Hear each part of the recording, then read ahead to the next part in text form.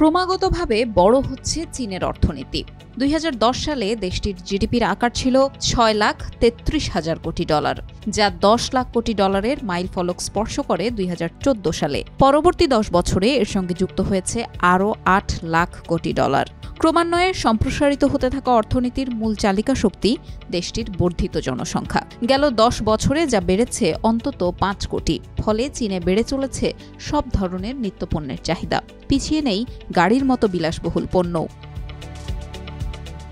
সাম্প্রতিক জরিপের ভিত্তিতে বলা হয়েছে 2025 সালের মধ্যে শুধু চীনের বাজারেই বিক্রি হবে প্রায় 50 লাখ গাড়ি। এর মধ্যে বৈদ্যুতিক গাড়ির চাহিদা প্রায় 37 লাখ। এই বৃহত্তর বাজার ধরতে মরিয়া বিশ্বখ্যাত অটোমোবাইল কোম্পানিগুলো। তবে বাধা হয়ে দাঁড়াচ্ছে চীনের অটোমোবাইল প্রতিষ্ঠানগুলো।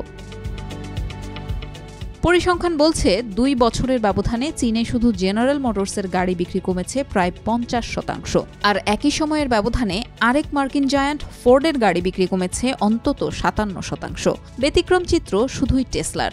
2021 সালের তুলনায় 2023 সালে মার্কিন প্রতিষ্ঠানটির বৈদ্যুতিক গাড়ি বিক্রি হয়েছে প্রায় দ্বিগুণ। তবে 2024 সালের প্রথম প্রান্তিকে চীনা উৎপাদক BYDর কাছে বাজার হারিয়েছে টেসলা। শুধু মার্কিন নয়, চীনে কমেছে অন্যান্য দেশের গাড়ি বিক্রি।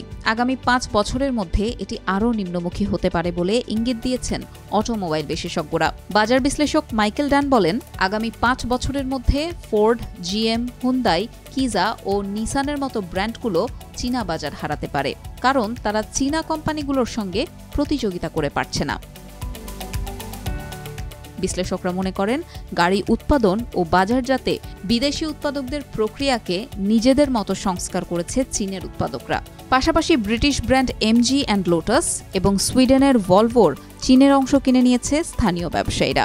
এই প্রক্রিয়ায় সহায়তা করছে চীন সরকার। উৎপাদকদের ভর্তুকি দিচ্ছে বৈদ্যুতিক গাড়ির প্রযুক্তি ও সফটওয়্যার খাতে। ফলে অন্যদের অনুসরণ না করে নিজেদের উপযোগী গাড়ি উৎপাদনে মনোযোগ দিয়েছে চীনের গাড়ি উৎপাদকরা।